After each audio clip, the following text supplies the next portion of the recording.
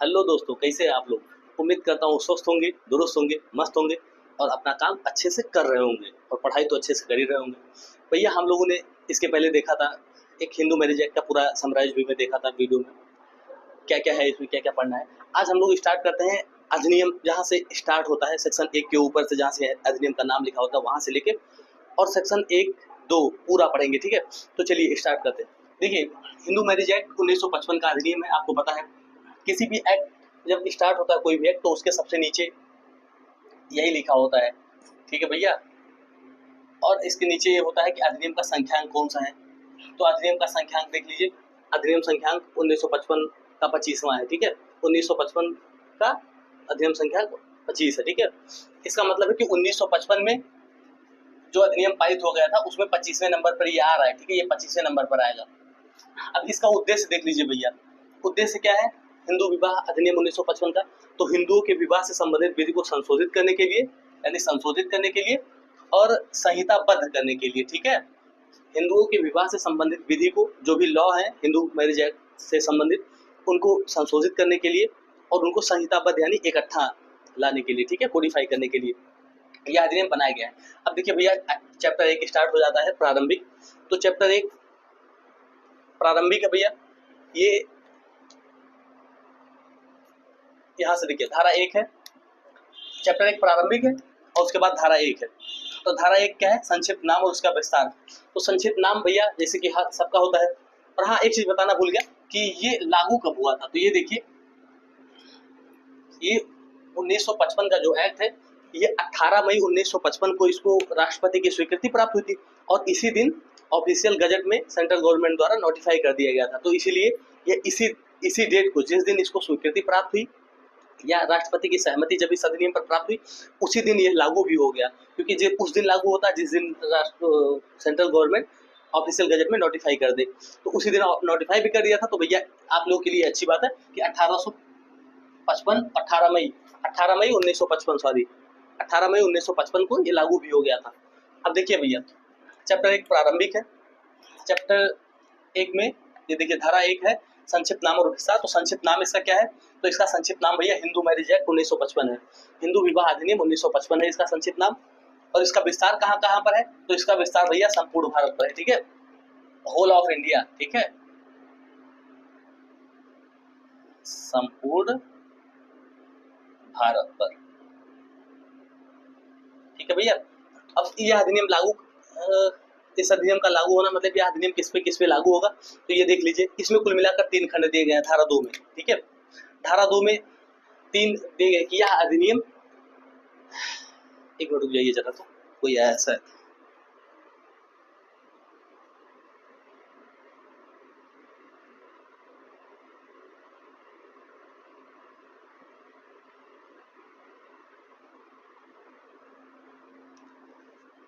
हाँ भाई, तो देख लीजिए, यह अधिनियम लागू किस किस पर यह अधिनियम लागू होगा। तो यह अधिनियम होगा वीर शैव, लिंगायत। इसके पहले खंड में का में दिया गया है कि देखिए, का खा गा 3 करके दिया गया होगा, आप देखेंगे धारा 2, तो उसके नीचे लिखा गया होगा, पहले लिखा गया होगा यह अधिनियम, उसके बाद लिखा गया होगा का खा गा करके। तो वीर शैव, लिंगायत, प्रार्थना समाज, प्रार्थना ब्रह्म या आर्य समाज के अनुयायियों सहित ऐसे सभी व्यक्ति को लागू है जो धर्म या विकास के किसी भी कारण से वो हिंदू, मतलब जो व्यक्ति हिंदू है, अब चाहे डेवलपमेंट के कारण वो अपना अलग समाज बना लिए हो, कुछ भी बना लिए हो, या धर्म को थोड़ा सा अलग कर लिए हो, लेकिन वो हिंदू थे तो वो हिंदू ही है, ठीक है। अब ये वीर शैव और लिंगायत से क्या मतलब है भैया, तो ये दोनों भगवान शिव के उपासक हैं, ठीक है, वीर शैव भी और लिंगायत भी। अब वीर शैव और लिंगायत में लेकिन थोड़ा सा डिफरेंस है। वीर शैव जो है ये वेदों को ज्यादा मानते हैं और लिंगायत आधुनिकतावाद को ज्यादा मानते हैं, समानता को के बल पर बल देते हैं, ज्यादा समानता पर ज्यादा बल देते हैं। और ये पुरानी प्रथाओं पे, वेदों पे, वो प्रथागत जो रूल्स हैं उसको ज्यादा मानते हैं, उसको फॉलो करते हैं वीर शैव, ठीक है। तो इन दोनों में थोड़ा सा ये डिफरेंस है। और ब्रह्म समाज, आर्य समाज, ये तो आप जानते होंगे। और दूसरा यह अधिनियम बौद्ध को लागू होगा, जैन को लागू होगा, सिख को भी लागू होगा, यानी कि बौद्ध, जैन या सिख को भी लागू है। यह अधिनियम हिंदू पर तो लागू ही है ही, और साथ में बौद्ध पर लागू होगा, बुद्ध धर्म के जो लोग हैं, सिख पर होगा और जैन धर्म पर भी होगा, ठीक है। तो इस अधिनियम के लिए ये लोग हिंदू माने जाएंगे, ठीक है। इस अधिनियम के लिए ये लोग हिंदू माने जाएंगे, यानी कि हिंदू मैरिज एक्ट इन तीनों पर भी अप्लाई होगा।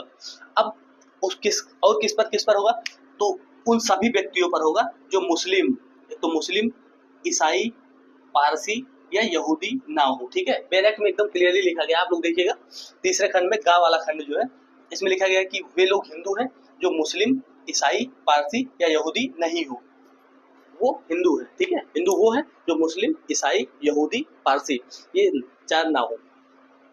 अब भैया इसका एक स्पष्टीकरण दिया गया है, धारा 2 में एक स्पष्टीकरण दिया गया है, उस स्पष्टीकरण में 3 खंड दिए गए हैं, का, खा, गा करके, ठीक है।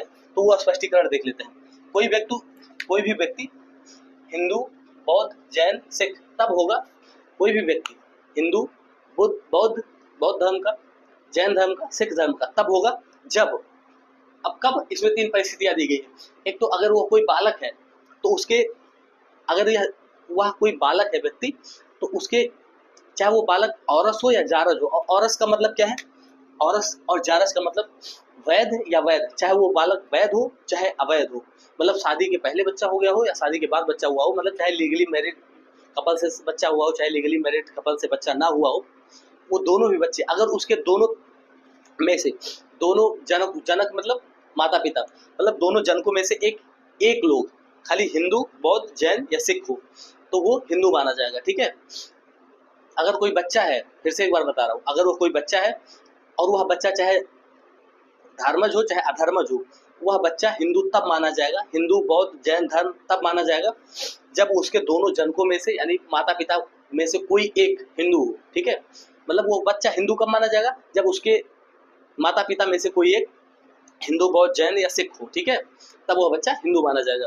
और यह वह, अब मान लीजिए कि दोनों जनक हिंदू ना, एक जनक हिंदू हो और दूसरा हिंदू ना हो, तब क्या होगा, मान लीजिए कोई बच्चा है, उसका चाहे वो बच्चा जायज हो या नाजायज हो, मतलब नाजायज मतलब औरस हो या जारज हो, वैध हो या अवैध हो, वो हिंदू तब माना जाएगा जब वह, उसके दो माता पिता दोनों में से कोई एक हिंदू, बौद्ध, जैन या सिख हो।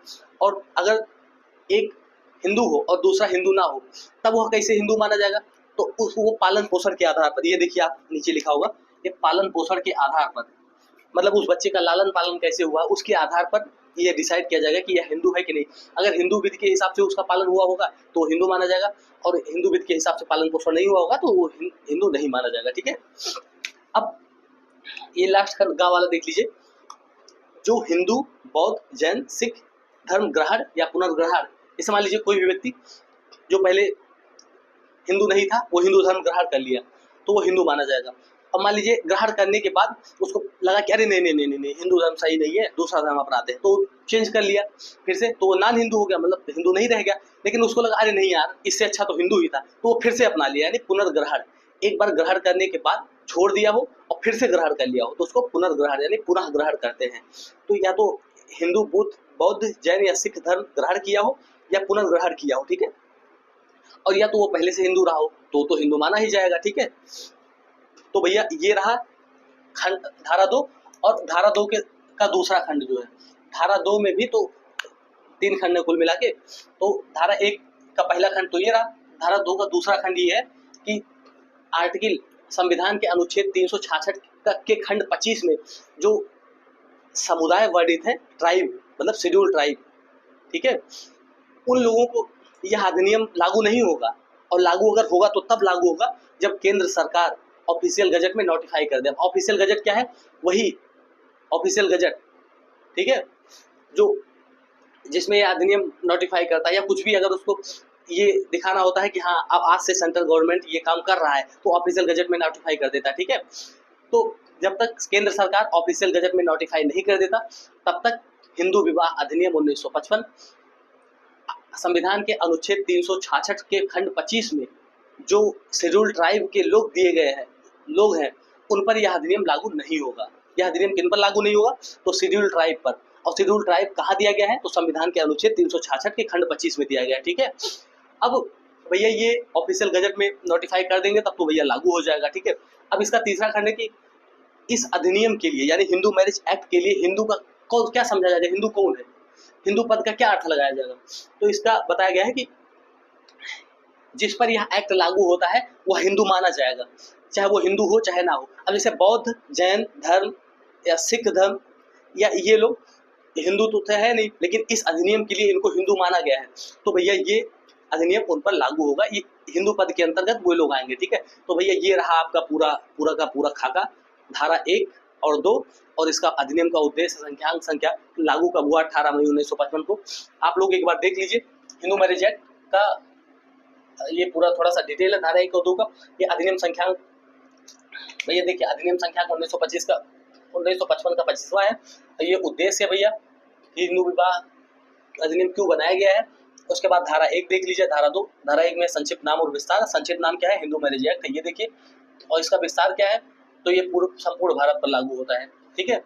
अब धारा 2 क्या है, अधिनियम का लागू होना। अधिनियम कहाँ किस किस पर लागू होगा, तो ये देख लीजिए, इन लोगों पर लागू होगा जो हिंदू है या विकास के क्रम में कुछ लोग अपना संगठन अलग बना लिए हैं, लेकिन वो है तो हिंदू ही, तो उन पर लागू होगा। यानी जो लोग हिंदू हैं, जो भी हिंदू हैं, उन पर यह अधिनियम लागू होगा।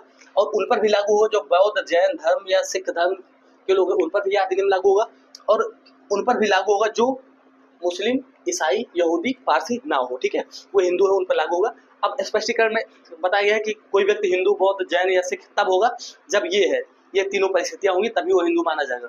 अब ये तीनों परिस्थितियां क्या है, तो कोई बालक, चाहे वो औरस हो या जारस, चाहे वो वैध हो अवैध हो, जिसके दोनों माता पिता में से कोई एक हिंदू हो, तो हिंदू हो या हिंदू, बौद्ध, जैन, सिख ये सब हो, तो वो हिंदू माना जाएगा। और दूसरा खंड है कि जनक, मतलब एक जनक हिंदू और दूसरा जनक, यानी माता पिता में से कोई एक हिंदू हो और दूसरा नाम हिंदू हो, मतलब हिंदू ना हो, तो भैया कब माना जाएगा कि वो हिंदू है, तो उसका पालन पोषण के आधार पर माना जाएगा। अगर उसका पालन हिंदू विधि के हिसाब से हुआ है तो वो हिंदू माना जाएगा, और अगर हिंदू विधि के हिसाब से उसका पालन नहीं हुआ है तो वो हिंदू नहीं माना जाएगा। अब भैया देखिए, ये जैन जो लोग हिंदू, बौद्ध, जैन, सिख धर्म ग्रहण किए हो या पुनर्ग्रहण किए हो या पहले से वो हिंदू रहे हो, उन लोगों पर लागू होगा, चाहे कुछ भी हो। ये धारा 2 का दूसरा खंड देख लीजिए। धारा 2 का दूसरा खंड कहता है कि ये अधिनियम शेड्यूल ट्राइब पर लागू नहीं होगा जब तक कि केंद्र सरकार नोटिफाई ना करे। और कौन से शेड्यूल ट्राइब कहाँ दिए गए हैं, तो अनुच्छेद 355 को 366 के खंड 25 में दिया गया है ये ट्राइब। अब भैया तीसरा खंड, ये तीसरा खंड भाई, ये तीसरा है, दूसरा नहीं, ठीक है। ये तीसरा खंड, इस अधिनियम में हिंदू पद का क्या अर्थ लगाया जाएगा, तो हिंदू पद का अर्थ ये लगाया जाएगा कि वे लोग जो इस अधिनियम के लिए हिंदू माने गए हों, चाहे वो हिंदू हो या ना हो, उन पर यह अधिनियम लागू होगा, ठीक है। चाहे वो बौद्ध, जैन, सिख हो तो भी। तो भैया ये रहा आपका पूरा थोड़ा सा हमारा सहयोग आपके पढ़ाई में। अगर आपको पसंद आए वीडियो, आप भी हमारा सहयोग करें और चैनल को सब्सक्राइब करें। जय हिंद, जय भारत। अपना ध्यान रखिए, स्वस्थ रहिए, मस्त रहिए, दुरुस्त रहिए। Take care.